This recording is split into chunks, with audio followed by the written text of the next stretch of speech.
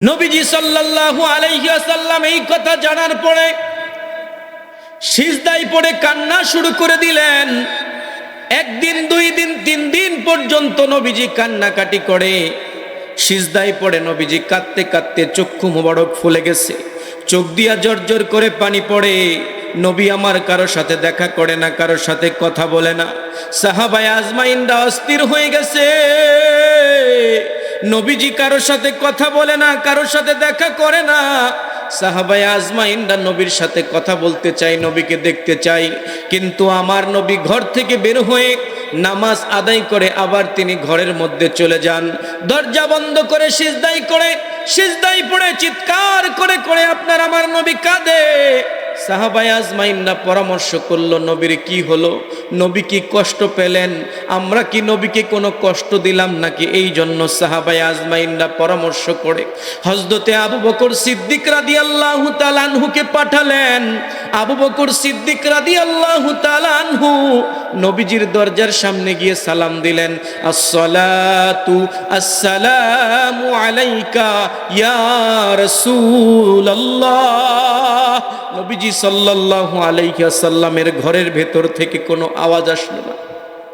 হযরতে আবু বকর সিদ্দিক রাদিয়াল্লাহু তাআলা আনহু একটা চিৎকার দিয়ে সাহাবীদের মাঝে চলে আসলেন।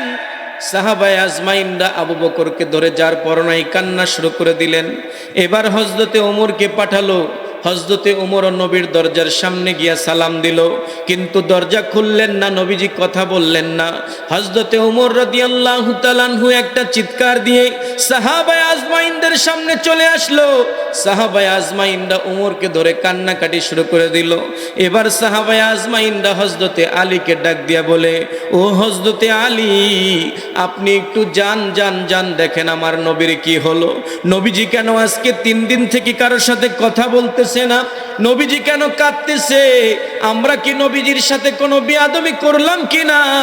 আপনি একটু যান, নবীর দরজার সামনে গিয়া নবীকে একটু ডাক দেন। হযরতে আলী রাদিয়াল্লাহু তাআলা আনহু নবীজির দরজার সামনে গেলেন না। হযরতে আলী রাদিয়াল্লাহু তাআলা আনহু সরাসরি চলে গেলেন ফাতেমার কাছে। ফাতেমাকে ডাক দিয়া বলে, ফাতেমা, তুমি কি খবর শুনছো? রহমাতুল লিল আলামিন সাইয়্যিদুল মুরসালিন আজকে 3 দিন থেকে কারোর সাথে কথা বলে না, ঘরের দরজা বন্ধ করে সিজদায় পড়ে পড়ে কাঁদতেছে। হযরতে ফাতেমা রাদিয়াল্লাহু তাআলা আনহা কান্না শুরু করে চিৎকার দিয়ে ঘর থেকে বের হয়ে নবীজির দরজার সামনে আসলেন।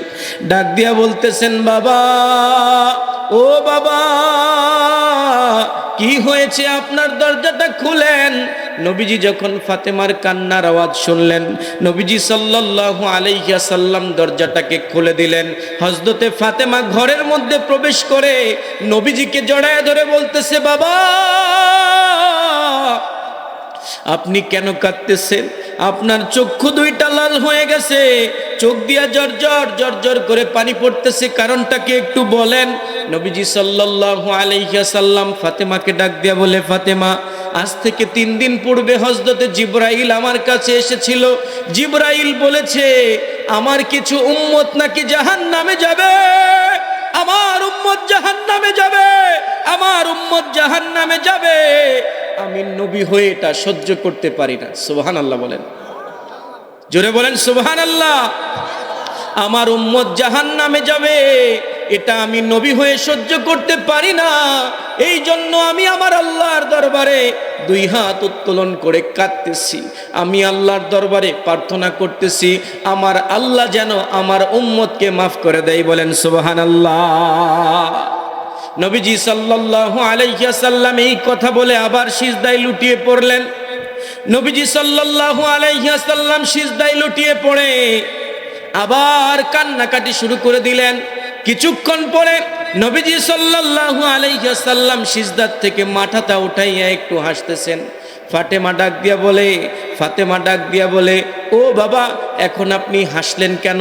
নবীজি সাল্লাল্লাহু আলাইহি ওয়াসাল্লাম বলেন, এইমাত্র জিবরাইল আমার কাছে এসেছিল, জিবরাইল বলে গেছে যে আল্লাহ পাক রব্বুল আলামিন আপনার উম্মতকে মাফ করে দিয়েছে, বলেন সুবহানাল্লাহ। নবীজি সাল্লাল্লাহু আলাইহি ওয়াসাল্লাম বলেন আমি জিবরাইলকে জানিয়ে দিয়েছি কিয়ামতের ময়দানে যখন মানুষরা জাহান্নামে যাবে আমি আমার উম্মতদেরকে একটা একটা করে বাঁচাইয়া জান্নাতে নিয়ে যাব, বলেন সুবহানাল্লাহ। আমি আমার সর্বশেষ উম্মত যেটা সেটাকে যতক্ষণ পর্যন্ত জান্নাতে না নিয়ে যাব ততক্ষণ পর্যন্ত আমি নবী জান্নাতে যাব না, বলেন সুবহানাল্লাহ। আর আপনার আমার নবী যদি জান্নাতে না যায় তাহলে কি অন্য কোনো নবী জান্নাতে যাইতে পারবে? জোরে বলেন। আদম নবী থেকে ঈসা নবী পর্যন্ত সমস্ত নবীরা জান্নাতের দরজার সামনে ওয়েট করবে, সুবহানাল্লাহ বলেন। আদম নবী বলবে আমি সবার আগে দুনিয়াতে আসছি, সব নবীদের বাবা আমি, দরজা খোলো। তখন জান্নাতের ফেরেশতা বলবে ওয়েট করেন, যার জন্য জান্নাত বানানো হয়েছে তিনিই তো আসে নাই, সুবহানাল্লাহ বলেন। দাউদ নবী, ঈসা নবী, মুসা নবী সমস্ত নবীরা অপেক্ষা করবে তার উম্মত সহ। আর আমার নবী ওই দিন জান্নাতের চিন্তা করবে না, নবী আমার বারবার দৌড়াইয়া দৌড়াইয়া তার জাহান্নামী উম্মতদেরকে বাঁচাইয়া জান্নাতে নিয়ে যাবে, বলেন সুবহানাল্লাহ। ওই দিন যদি নবীর সাথে জান্নাতে যেতে চায়, ওই দিন যদি নবীর সাথে একসাথে জান্নাতে যেতে চাই, নবীকে মানার, নবীকে জানার, নবীকে চেনার, নবীর অনুসরণ করার দরকার আছে কিনা নাই? জোরে বলেন। নবী আমার বলেছেন মান আহাব্বা সুন্নতি ফাকাদ আহাব্বানি ওয়া মান আহাব্বানি কানা মাই ফিল জান্নাহ। যে ব্যক্তি আমি নবীর সুন্নতের অনুসরণ করলো সে যেন আমি নবীকে ভালোবাসলো, আর যে আমি নবীকে ভালোবাসবে সে আমি নবীর সাথে জান্নাতে যাবে, বলেন সুবহানাল্লাহ। এ যুবক, এ বৃদ্ধ বাবারা, এ মুরব্বীরা, নবীর সুন্নতের অনুসরণ আমরা করি তো? জোরে বলেন। আমরা সবাই করি তো নাকি? বিড়ি তো ঠিক মতো খাই নাকি? খাই, তাই না? এটা সুন্নত না? এটা সুন্নত না? আরে কয় কি নিয়মিত খান তো নাকি? খান নিয়মিত, এটা ছাড়তে হবে, এটা নবীর সুন্নত না। আরেকজনের নামে শেকায়েত গীবত নিয়মিত আমরা করি তো নাকি? আছে, এটা এই এলাকাতেও আছে। চা স্টলে বসে বসে একজন আরেকজনের নামে গীবত করে, শেকায়েত করে, চুগলখুরি করে, এটা কি এলাকায় আছে? এটা কি নবী করছে? করতে বলছে? তাহলে আপনি আমি কেন করব? আজ থেকে করব না নাকি? ইনশাআল্লাহ, ইনশাআল্লাহ আল্লাহ পাক কবুল করুক। আর যারা যুবক আছে এই যুবকরা নেশার দিকে বেশি ঝুঁকে গেছে। বর্তমান সময়ের অধিকাংশ যুবক নেশা করে, গাঁজা খায়, বাবা খায়, হিরোইন খায়, ইনজেকশন পুশ করে তারা নেশা করে। এই রকম যুবকের সংখ্যা বেশি না কম? বাবার কথা শোনে না, মার কথা শোনে না। আমি আমার যুবক ভাইদেরকে বলে চাই, যুবক ভাই, নবীজি বলেছেন যৌবনে যেই যুবক ইবাদত করে, যৌবনে যেই যুবক আল্লাহর ইবাদত করবে, যেই দিন আল্লাহর আরশের ছায়া ছাড়া অন্য কোনো ছায়া থাকবে না, ওই দিন আল্লাহ পাক রব্বুল আলামিন ওই যুবককে আল্লাহর আরশের নিচে ছায়া দিবে, বলেন সুবহানাল্লাহ। যুবকদের ব্যাপারে নবীজি সাল্লাল্লাহু আলাইহি ওয়াসাল্লাম বলেছেন যৌবন কালে যেই ব্যক্তি ইবাদত বন্দেগী করে আল্লাহ পাক রব্বুল আলামিন তার সওয়াব বেশি দেয়। আর যেই ব্যক্তি যৌবন কালে ইবাদত বন্দেগী করে না, অন্যায় কাজ করে, অপরাধ করে, কিয়ামতের ময়দানে আল্লাহ পাক রব্বুল আলামিন যুবকদেরকে যৌবন কাল সম্পর্কে জিজ্ঞাসা করবে। বর্তমান সময়ের যুবকগুলো তসবিহ টিপে সময় কাটায় না, মোবাইল টিপে সময় কাটায়। কথা বলেন ঠিক কিনা? মুরব্বীরা তাও একটু তসবিহ একটু টিপে সুবহানাল্লাহ আলহামদুলিল্লাহ বলে, কিন্তু যুবক যারা আছে এই যুবকরা এখন আর খালি মোবাইল সিপাই সাপাই, এলাকার বিভিন্ন জায়গায় যুবকরা মোবাইল টিপে। এই মোবাইল আমাদের সমাজের জন্য ভালো না গজব? জোরে বলেন, ভালো না গজব? এই মোবাইল কত মানুষের বউরে যে ভাগায় নিয়ে গেছে এর কোনো হিসাব নাই। কথা বলেন ঠিক কিনা? জোরে বলেন। এই মোবাইল কত মানুষের সংসার যে ফাটল ধরাইছে তার কোনো হিসাব নাই। এই মোবাইলের মাধ্যমে যুবকরা জুয়া খেলে। কি খেলে? মোবাইলে জুয়া খেলে না, টিকটক করে, এখনকার যুবকরা কন্টেন্ট ক্রিয়েটর। আগেকার মুরব্বীরা টেলিভিশন দেখতো, এইগুলাতে এত অশ্লীলতা ছিল না। এখন মোবাইলের মধ্যে যত অশ্লীলতা, কথা বলেন ঠিক কিনা? টিভি সিডি দেখা ঈমান নষ্ট করলো 12 মাস, মোবাইল আসিয়া করলো আরো বড় সর্বনাশ, কথা বলেন ঠিক কিনা? লাভের চেয়ে ক্ষতিটা তার 100 গুণে বেশি। ছোট্ট ছেলেও বলে ফোনে তোমায় ভালোবাসি রে, তোমায় ভালোবাসি। এই যুবকরা কও ঠিক কিনা? ছোট্ট ছোট্ট পোলাপান মোবাইলে গার্লফ্রেন্ড আছে 5টা 10টা, কথা বলেন ঠিক কিনা? ফেসবুক আইডি খুলছে, ফেসবুক আইডি খুলে বিভিন্ন নামে বিভিন্ন মেয়ের সাথে রিলেশন করে। আবার গার্লস স্কুলের অনেক মাইয়াও আছে, এদের হাতেও মোবাইল আছে কিনা নাই? জোরে বলেন। সেলফি তুলে সারে আর যুবকরা ওটাতে লাইক দেয়, কমেন্ট করে, পিছে পিছে যুবকরা ঘুরে, কথা বলেন ঠিক কিনা? এই যুগ এখন বর্তমান সময়ের অবস্থা। এই কথাগুলো যদি আমরা ওপেনলি বলতে চাই, তাহলে অনেকেই বলবে হুজুর মানুষের উচিত কথা কইলেই হাজী সাহেবের কি খারাপ? জোরে বলেন না, উচিত কথা বললেই হাজী সাহেবের কি খারাপ? মুখ খারাপ। মসজিদের ইমাম সাহেব যদি পর্দা সম্পর্কে কথা বলে, বেপর্দাতে যারা চলে তারা বেজার, কথা বলেন ঠিক কিনা? তাদের কাছে ইমাম সাহেব ভালো না। মসজিদের ইমাম সাহেব যদি সুদের বিরুদ্ধে কথা বলে, তাহলে সুদখোরদের কাছে ইমাম সাহেব খারাপ। এই হুজুরে তাড়াতাড়ি পাল্টাও, কথা বলেন ঠিক কিনা? মসজিদের ইমাম সাহেব যদি ঘুষের বিরুদ্ধে কথা বলে, তাহলে ঘুষখোরদের মন খারাপ, এই ইমাম সাহেব তাড়াতাড়ি খেদাও, কথা বলেন ঠিক কিনা? এখন ইমাম সাহেবরা পড়ছে মাইনকাসি ভাই। কোন সিপাই? মাইনকাসি ভাই। কারণ এলাকাতে সুদখোর, ঘুষখোর, বেনামাজি, বেপর্দা এদের সংখ্যাই বেশি। এই এলাকায় নাই, এই এলাকার সবাই আল্লাহর ওলি।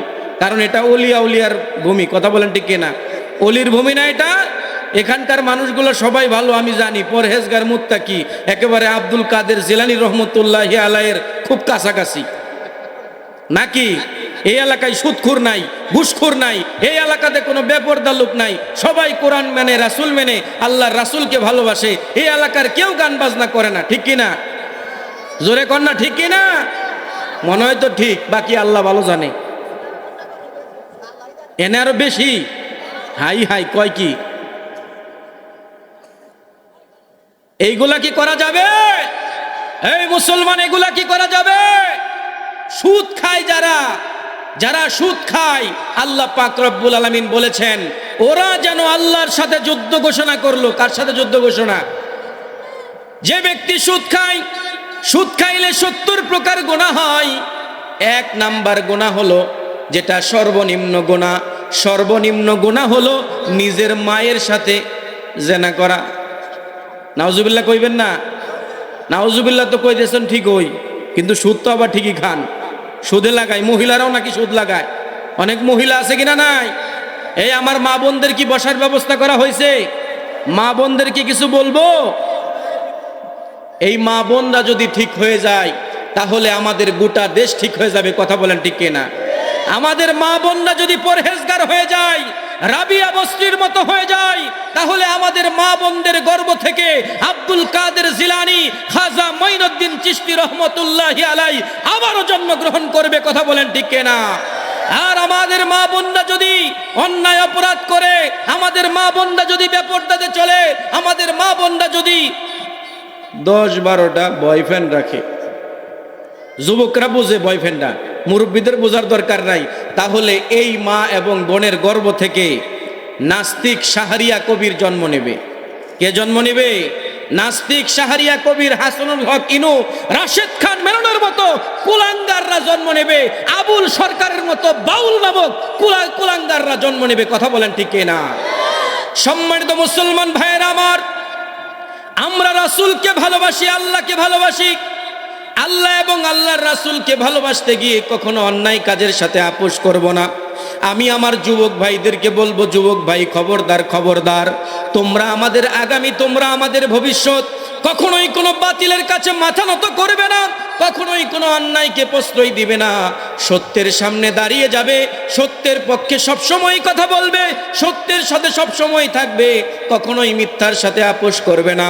আমি আমার যুবক ভাইদেরকে বলে, যুবক ভাই, তুমি তোমার যৌবনকালটাকে যদি আল্লাহ পাক রব্বুল আলামিনের হুকুমে চালাও, যদি রাসূলুল্লাহ সাল্লাল্লাহু আলাইহি ওয়াসাল্লামের তরিকা মেনে যদি তুমি চালাইতে পারো, তাহলে তোমার মতো যুবককে আমার আল্লাহ পাক রব্বুল আলামিন তার আরশের নিচে ছায়া দিবে। বলেন সুবহানাল্লাহ। নবীজি সাল্লাল্লাহু আলাইহি ওয়াসাল্লাম বলেন, অতীতে তিনজন যুবক এমন ছিল, যেই যুবকগুলো একদিন রাস্তা দিয়ে হাঁটতেছিল, এমন সময় পাহাড়ি রাস্তা, বৃষ্টি শুরু হয়ে গেছে। বৃষ্টির মধ্যে যুবকরা নিজেদের আশ্রয় খোঁজার জন্য একটা গুহার মধ্যে প্রবেশ করেছে। গুহার মধ্যে প্রবেশ করার পরে তুমুল বেগে যখন মুষলধারে বৃষ্টি শুরু হয়ে গেছে, পাহাড়ের উপর থেকে বিশাল বড় একটা প্রস্তরখণ্ড, পাহাড়ের উপর থেকে বিশাল বড় একটা পাথর নেমে ওই গুহার মুখটা বন্ধ করে দিয়েছে। যখন ওই গুহার মুখটা বন্ধ হয়ে গেছে, যুবকরা গুহার মধ্যে আটকা পড়ে গেছে, বের হওয়ার আর কোনো উপায় নাই। তখন ওই যুবকগুলো চিন্তায় পড়ে গেল, এখানে আমাদের কারোর সাথে যোগাযোগ করার ব্যবস্থা নাই, এমন বিপদের মধ্যে পড়ে গেছি, এই বিপদে কেউ আমাদেরকে সাহায্য করতে পারবে না, কাউকে ডাকলে আমাদের ডাক কেউ শুনবে না, কারণ আমরা এই গুহার মধ্যে বন্দী হয়ে গেছি। বিশাল বড় পাথর, এই পাথরকে আমরা সরাইতে পারবো না, চিৎকার করলেও চেঁচামেচি করলেও আমাদের চিৎকার চেঁচামেচি কেউ শুনবে না। এই জন্য যুবকরা পরামর্শ করলে, চলো চলো চলো চলো আমরা সেই আল্লাহ পাক রব্বুল আলামিনকে ডাকি, যিনি আমাদের কথা শুনবেন। বলেন সুবহানাল্লাহ। আল্লাহ পাক রব্বুল আলামিন সবকিছু দেখে, জোরে বলেন সবকিছু দেখে কি দেখে না? এই যুবক, রাত্রের অন্ধকারে লেপের নিচে, কম্বলের নিচে মোবাইল নিয়ে তুমি কি দেখো? দুনিয়ার কোনো মানুষ না জানলেও না দেখলেও দেখে কে? জোরে বলেন দেখে কে?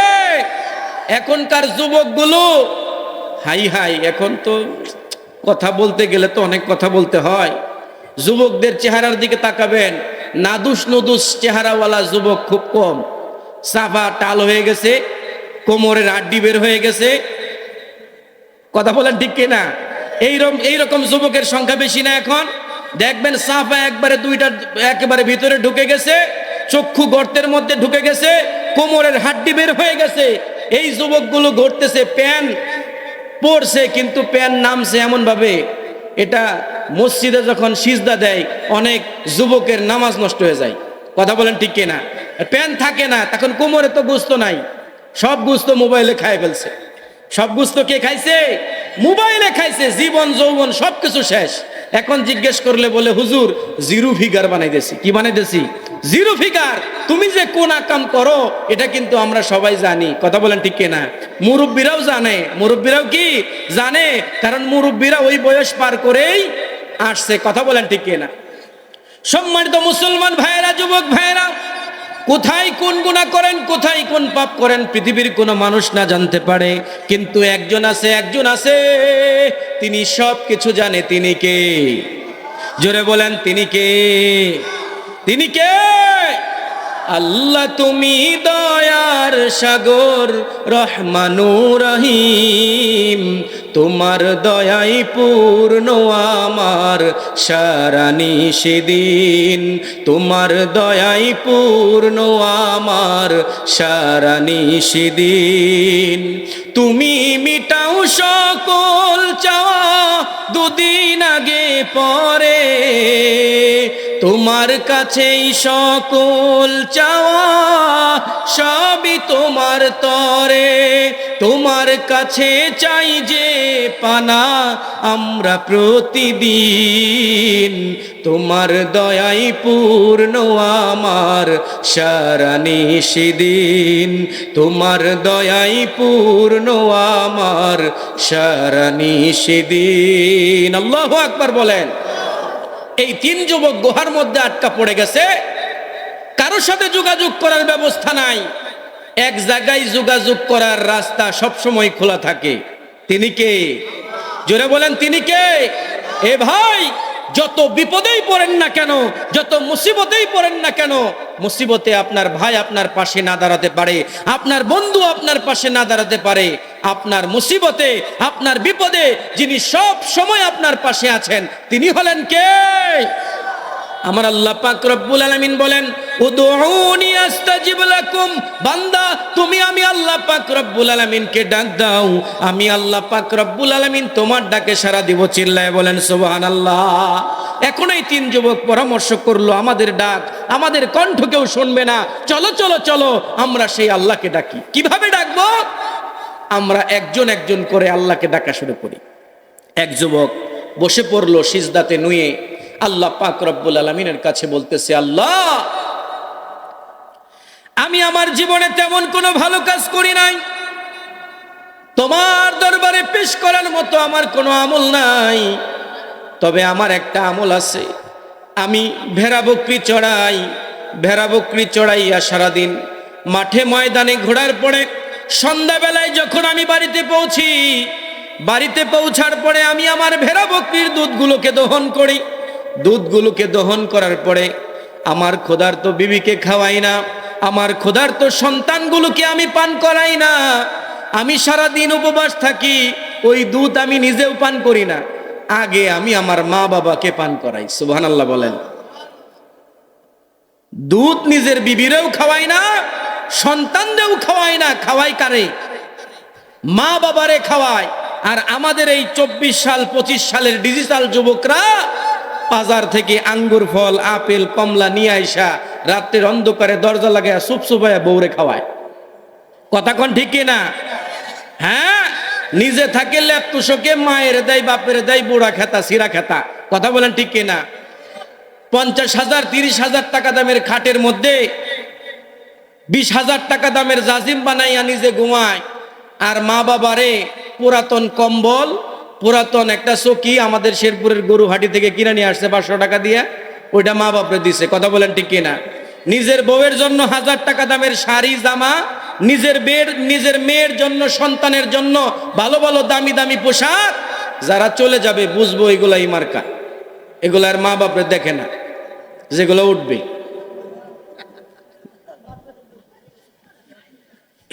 মাকে ভালোবাসেন কে কে? হাত তুলে দেখান। আহারে মা, হাত নামান। মা তোর মতো কেউ ভালোবাসে না, মা তোর মতো কেউ ভালোবাসে না। কোথায় আছি, কেমন আছি, সে খবর কেউ তো রাখে না। মা তোর মতো কেউ ভালোবাসে না। মার মতো কেউ কি ভালোবাসে? কভু আমি না খেলে মা কষ্ট পেতি তুই, এখন আমি মাঝে মাঝে না খেয়েই শুয়ে রই। কভু আমি না খেলে মা, আহারে সন্তান যদি না খাইতো, মা দৌড়ায় পিছে পিছে গুইরা ধরে নিয়ে আইসা সন্তানরে খাবার খাওয়াইতো। ঠিক কিনা? আর যার মার চলে গেছে, ওই মার এখন খুঁজে পাওয়া যায় না। মা কবরে চলে গেছে, এখন আর কেউ ডাক দিয়ে খাবার খাওয়ায় না। কভু আমি না খেলে মা কষ্ট পেতি তুই, এখন আমি মাঝে মাঝে না খেয়েই শুয়ে রই। আমার খিদে পেলেও মুখ ফুটে আর বলতে যে কাউকে পারি না। আমার যদি ক্ষুধা লাগে, মা নাই, ক্ষুধা লাগলে মাকে তো বলতাম, মা একটু খাবার দাও। কিন্তু ক্ষুধা লাগলে বউ রাগ করে খাবার চাইলে, ওই কাজ করতেছি বাইরে খাও। কথা বলে ঠিক কিনা? কিন্তু মা সমস্ত কাজ ফেলে রেখে সন্তানকে খাবার দিতে। কথা বলেন ঠিক কিনা? কভু আমি না খেলে মা কষ্ট পেতি তুই, এখন আমি মাঝে মাঝে না খেয়েই শুয়ে রই। আমার খিদে পেলেও মুখ ফুটে আর বলতে যে কাউকে পারি না। মা তোর মতো কেউ ভালোবাসে না, মা তোর মতো কেউ ভালোবাসে না। মুখ লুকালে তোর কুলে মাগো, ভুলতাম শত জ্বালা। মুখ লুকালে তোর কুলে মাগো, ভুলতাম শত জ্বালা। এখন আমি এ জগতে নিঃস্ব মাগো, বড় একলা। এখন শত আঘাত পেলেও মুখ লুকাতে মা পারি না। মা তোর মতো কেউ ভালোবাসে না। কথা বলেন ঠিক কিনা? যত আঘাত কষ্ট যাতনা মার কাছে বললে মা মাথায় হাত রেখে, পিঠে হাত রেখে, বুকে টেনে নিয়ে এমন একটা সান্ত্বনার বাণী শোনাতো, সব কষ্ট ভুলে যেতাম। কিন্তু মা যখন চলে গেছে তখন আমার হতাশার কথা কেউ শোনে না, আমার দুঃখের কথা কেউ বোঝে না। বউয়ের কাছে বলি অভাবের কথা, বউ বলে আমারে সাইরা দাও। সন্তানের কাছে যখন বলি দুঃখের কথা, সন্তান বলে পারবা না তো জন্ম দিছোকে। কথা বলেন ঠিক কিনা? জোরে বলেন। আহারে, দিন এনে দিন খায় অনেক গরিব মানুষ আছে, অনেক কষ্ট করে, তাদের মনের কথাগুলো এক মা আর বাবা ছাড়া, এক আল্লাহ ছাড়া কেউ বোঝে না। কথা বলেন ঠিক কিনা? ওই যুবক ডাক দিয়া বলতেছে, আল্লাহ, আমি আমার বিবিকে খাওয়াইতাম না, সন্তানকে খাওয়াইতাম না, আমি সর্বপ্রথম আমার মাকে দুধ পান করাইতাম। আল্লাহ, আপনার কাছে যদি আমার এই আমলটা পছন্দনীয় হয়ে থাকে, তাহলে এই ওসিলায় এই বিপদ থেকে আমাদেরকে উদ্ধার করেন। দোয়া করতে দেরি হয়েছে, পাথরটা একটু গুহার মুখ থেকে সরে যেতে দেরি হয় নাই। চিল্লায় বলেন সুবহানাল্লাহ। দোয়া কবুল হয়ে গেছে। এবার আরেকজন যুবক আসলো, এবার সেও সিজদায় পড়ে আল্লাহর কাছে দোয়া করতেছে, আল্লাহ, আমি আমার চাচাতো বোনকে অনেক ভালোবাসতাম, আমি আমার চাচাতো বোনকে অনেক লাভ করতাম। কি করতাম? লাভ চিনেন তো? আই লাভ ইউ চিনেন না? আই লাভ ইউ বলতে হবে আল্লাহকে, আই লাভ ইউ বলতে হবে মাকে, আই লাভ ইউ বলতে হবে ভাইকে, আই লাভ ইউ বলতে হবে নবীকে। কারণ নবীকে ভালোবাসি, আল্লাহকে ভালোবাসি, মাকে ভালোবাসি, বাবাকে ভালোবাসি। আর এখনকার যুবকগুলো আই লাভ ইউ বলে পাশের বাড়ির চাচার মেয়েরে। কথা বলেন ঠিক কিনা?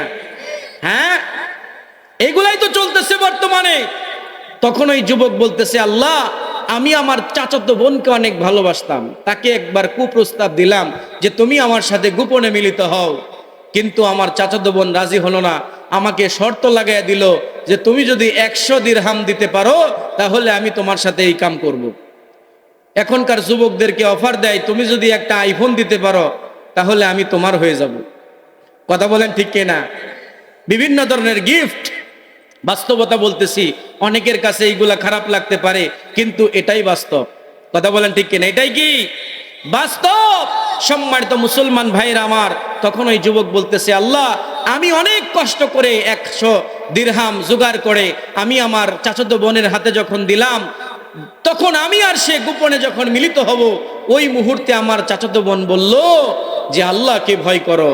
আমি তখন আপনাকে ভয় করে, একমাত্র আল্লাহ আপনাকে ভয় করে ওই পাপ কাজ থেকে ফিরে এসেছি।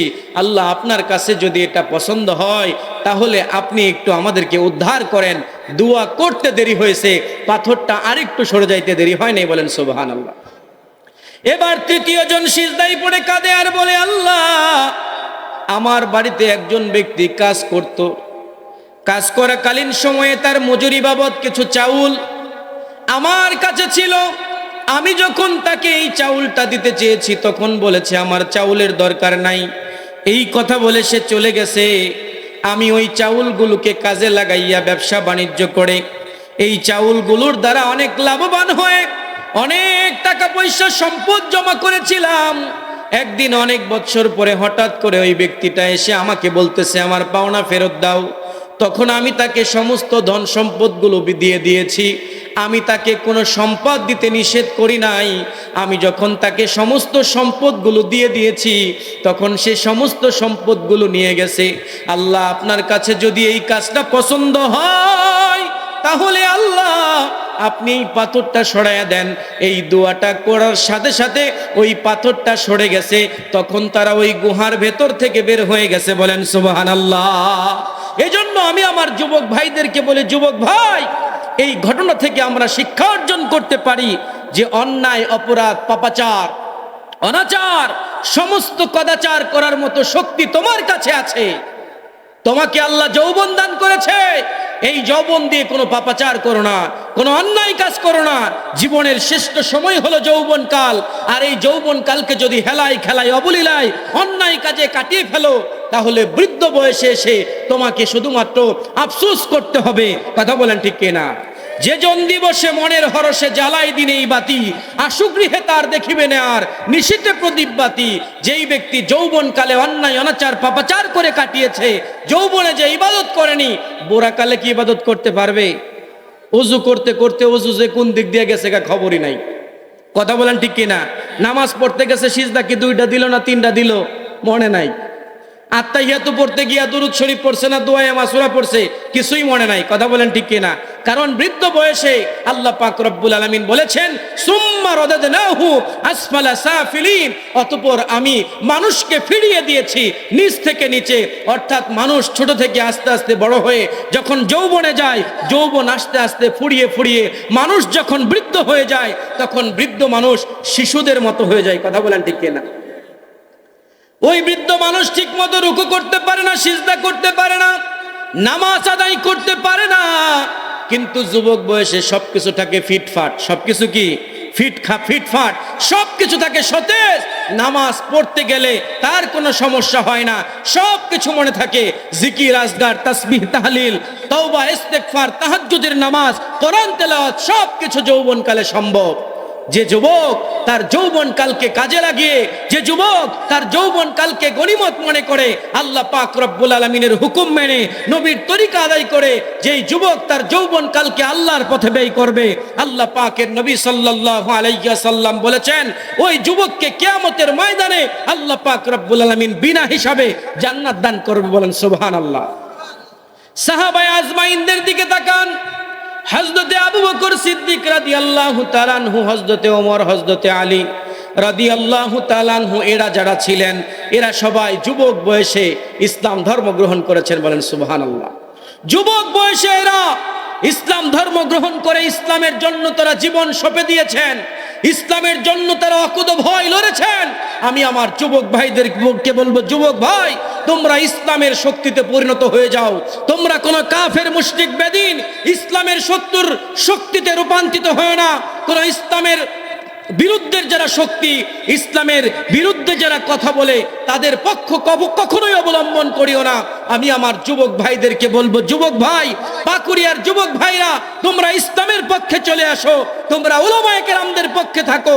এই যুবকরা যদি একত্রিত হয়ে যায়, যুবকরা যদি ঈমানের চেতনায় বলিয়ান হয়ে যদি জাগ্রত হয়, তাহলে পৃথিবীর কোনো অপশক্তি, পৃথিবীর কোনো অন্যায়, পৃথিবীর কোনো কালো শক্তি, শয়তানের অপশক্তি কখনোই মুসলমানদের ঈমান আমলকে, কখনোই মুসলমানদের কোরআনকে অপমান করার সাহস পাবে না। কথা বলেন ঠিক কিনা?